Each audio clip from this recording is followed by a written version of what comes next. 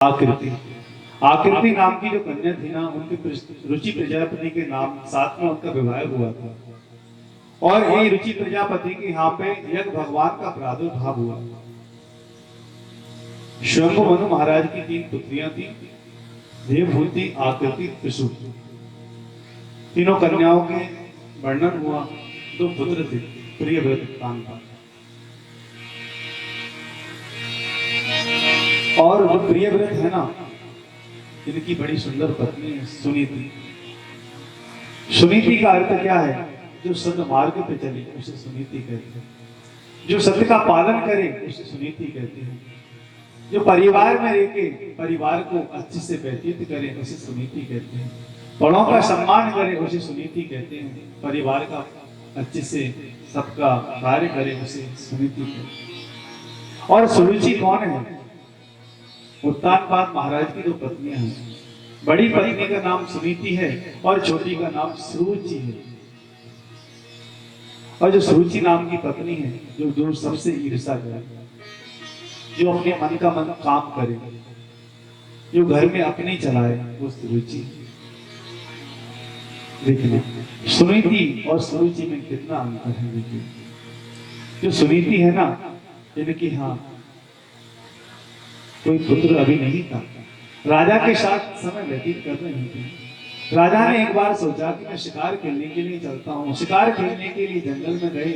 वहां पर एक इस सुरुचि नाम की स्त्री को देखा और इसको देख के उत्तानपाद महाराज ने उनसे विवाह कर लिया वहां पे और सीधे घर लेकर आए। और जब घर लेकर आए ना, तो उन्होंने कहा, बड़ी पत्नी को देख के कहा, ये कौन है? कहा ये मेरी बड़ी पत्नी है, तुम छोटी हो। तो कहा ये घर में रहेगी तो मैं नहीं रहूंगी आपके साथ, पहले इनको भगाइए। तो उत्तानपाद महाराज इतने माया में वशीभूत हो गए कि अपनी गर्भवती स्त्री सुनीति को घर से भगा दिया और सुरुचि को रख दिया। और सुनीति घर को छोड़ के वहीं पे एक छोटी सी कुटिया बना के रहने लगी। और गर्भवती है, ऐसी परिस्थिति में कोई साथ नहीं है। देखिए आप, लेकिन संतों का सत्संग करती है। और संतों के सत्संग के कारण इनके घर में जो बालक था वो विद्वान है। और वहीं पे एक सुंदर बालक को जन्म दिया जिसका नाम ध्रुव हुआ। और द्रौपदी महाराज का जन्म हुआ। सुनीति है ना, भगवान से क्या प्रार्थना करती है? भगवान आपने मुझे पुत्र दिया है, बहुत बड़ी कृपा की, लेकिन मेरी जो छोटी बहन है ना सुरुचि, उसके घर में अभी कोई पुत्र नहीं है, उसको भी तुम पुत्र देना भगवान। सुरुचि ईर्ष्या का भावना रखती है और सुनीति सब कुछ सम्मिलित लेके चलती है। और भगवान की कृपा हुई, उसके यहाँ भी एक बालक हुआ जिसका नाम उत्तम रखा गया। अब एक दिन द्रौपदी महाराज खेलते खेलते राजा के पास पहुंच गए। राजा ने उठा के गोद में रख लिया और जैसे ही गोद में रखा तो सुरुचि वहीं बैठी हुई थी। ध्रुव महाराज का हाथ पकड़ के धड़ाम से जीनों पे गिरा दिया। द्रौपदी महाराज जमीन पे गिर पड़े और रोते रोते वहां पे जब रोदन कर रहे थे तो कहा सुरुचि ने कि आपको यदि इस गोद में बैठना है तो पहले वन में जाओ, वन में जाके तपस्या करना, और तपस्या करने के बाद में जब नारायण प्रसन्न हो जाए तो उनसे कहना कि भगवान ऐसा वरदान दे दो सुरुचि मैया के गर्भ से मुझे जन्म लेना पड़े, और तब जाके तुम इस गोद में बैठने के अधिकारी हो। द्रौपदी महाराज को जैसे कोई सर्प होता है ना, चलते हुए सर्प में कोई लाठी मार देता है, इस तरह से वो मचल जाता है। इसी प्रकार से द्रौपदी महाराज मचल गए और रोते रोते अपनी मैया के पास में जाके कहते हैं। और उनकी मैया पूछती है, पुत्र क्या हुआ?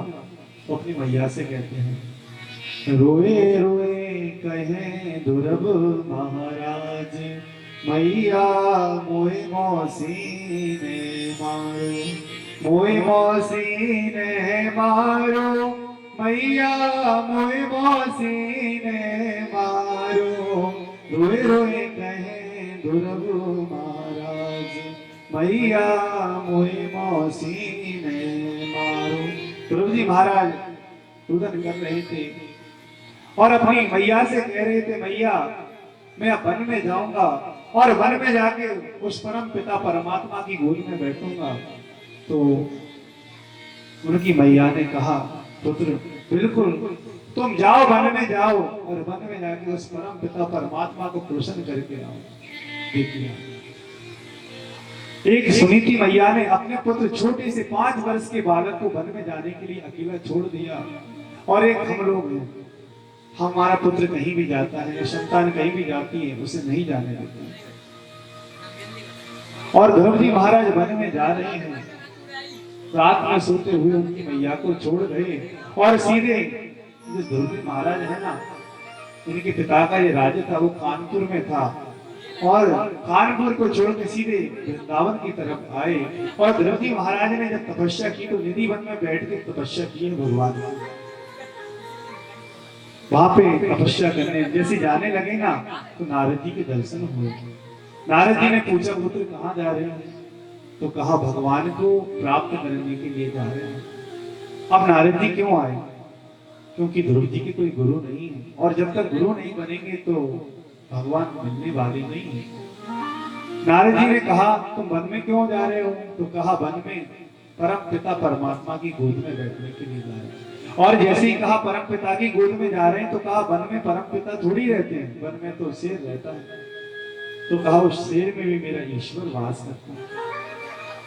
तो पूछने लगे, एक बात बताओ, दिन में तुम कितने बार भोजन करते थे? 4-5 बार करते थे।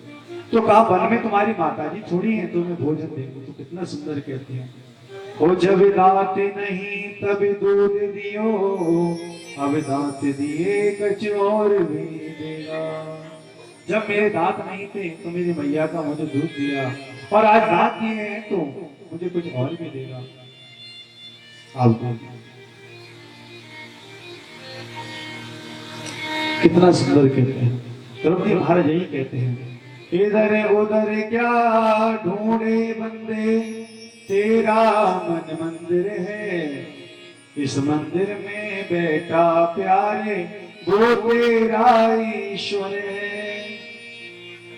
नारद जी से जब ध्रुव जी महाराज कह रहे थे तो उन्होंने खुद कह दिया कि तुम्हारे मन में ही ईश्वर है। इधर उधर क्या ढूंढे बंदे, तेरा मन मंदिर है, इस मंदिर में बैठा प्यारे, वो तेरा ईश्वर है। ध्रुव तुम बिल्कुल जाओ, मैं तुम्हें एक मंत्र देता हूँ, तुम मेरी परीक्षा में पास हो गए, ओम नमो भगवते वासुदेवाय, इस मंत्र का जाप करना। लेकिन कब?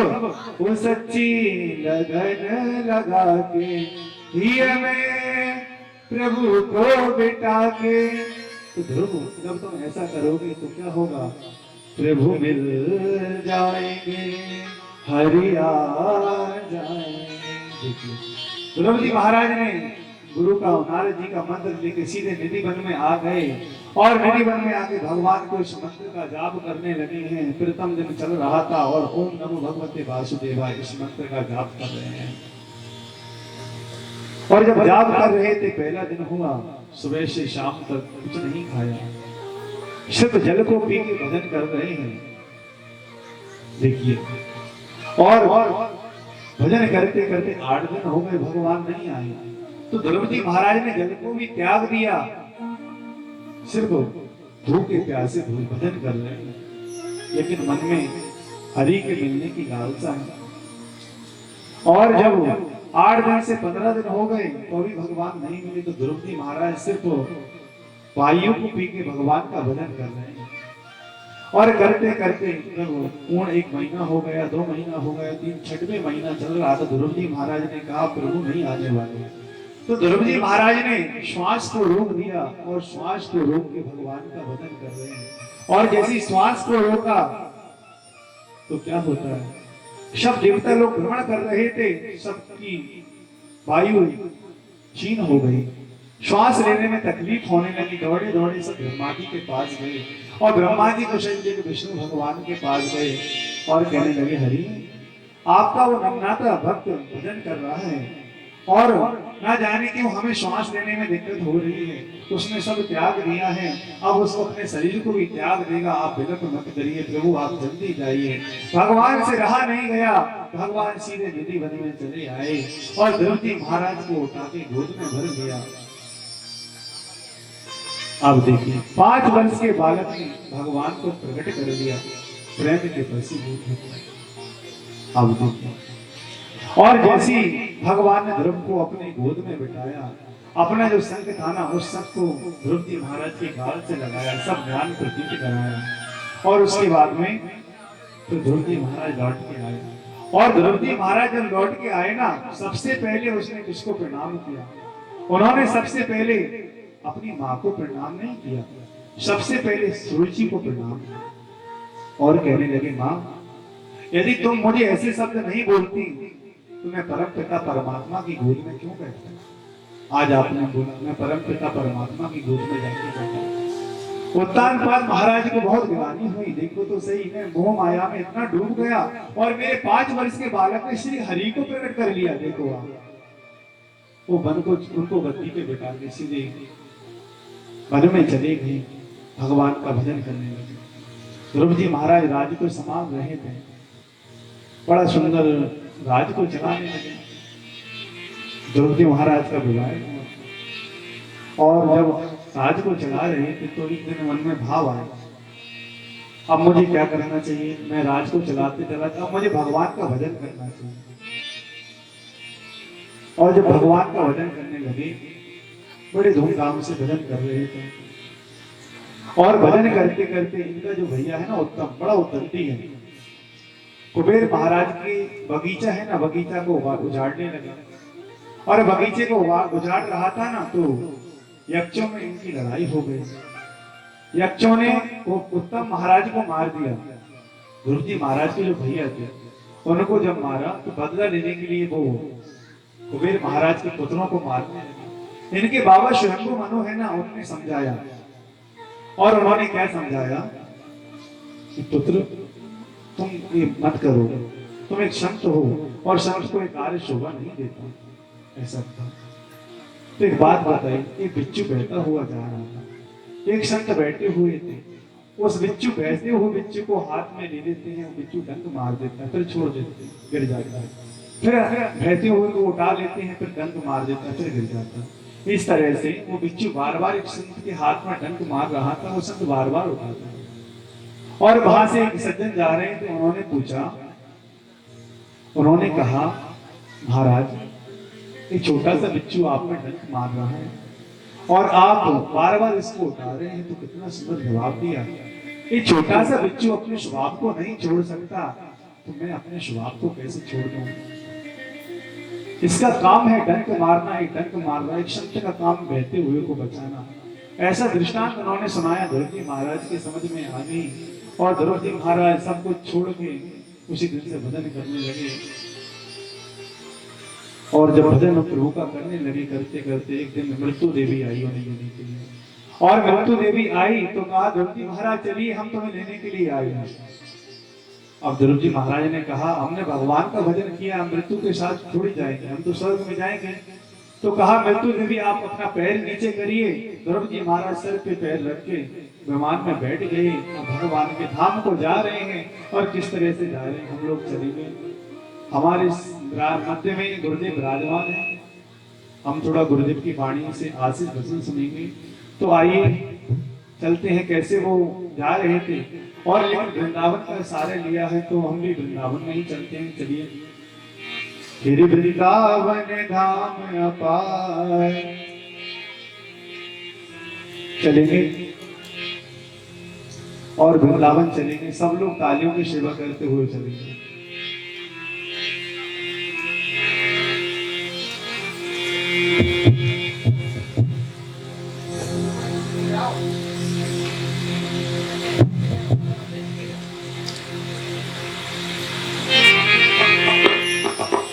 बजे जा राधे राधे, बजे जा राधे राधे, तेरी वृंदावन धाम अपार, बजे जा राधे राधे, धाम अपार। बजे जा राधे राधे, बजे जा राधे राधे, बजे जा राधे राधे, बजे जा राधे राधे, वृंदावन धाम अपार, बजे जा राधे राधे, ओ वृंदावन बजे जा राधे राधे। हरि बोल।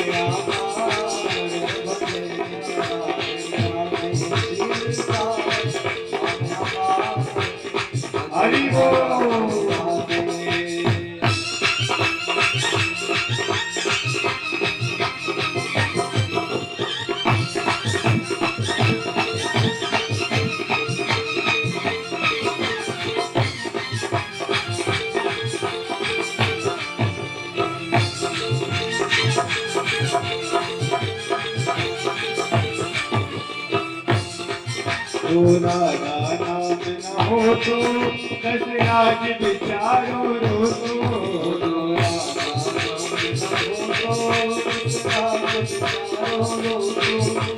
राधा नाम न हो तो कैसे आज विचारो रो तो राधा नाम न हो तो कैसे आज विचारो रो तो नहीं हो तो कृष्ण अवतार बजे जा राधे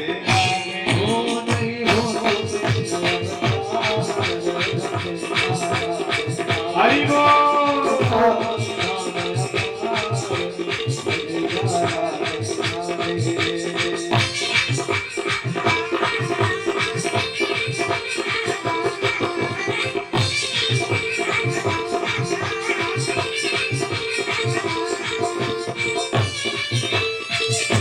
श्री राधे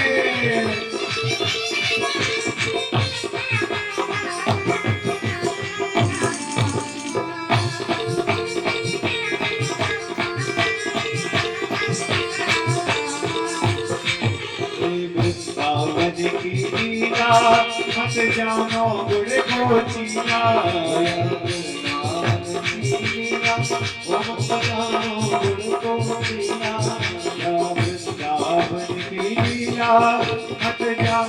गुड़ को चीना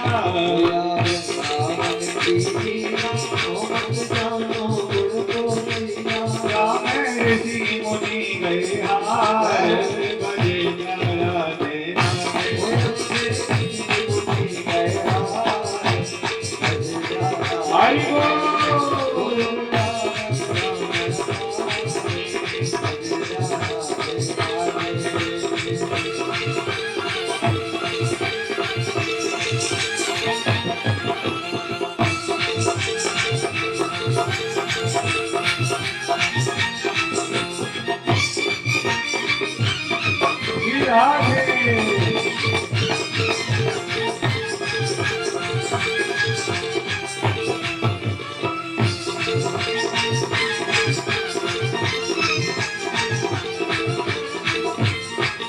वृंदावन में आयो तेने राजा नाम न गायो तू वृंदावन में आयो तेरे राजा नाम न गायो तेरे जीवन को दिखाए मुझे जाना दे ओ श्री वृंदावन नाम अपार मुझे जाना हरि बोल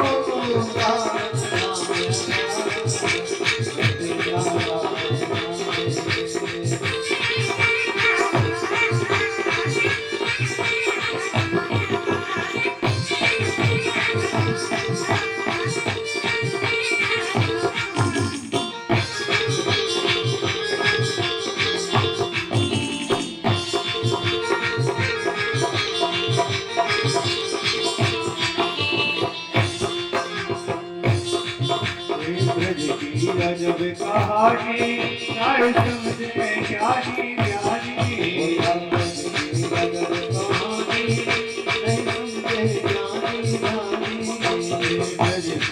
जब कहानी नाय समझे ज्ञानी ज्ञानी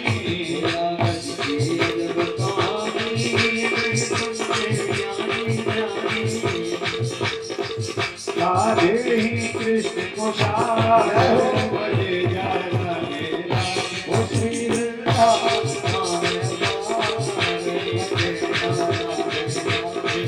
वृंदावन नाम अपार बजे जाना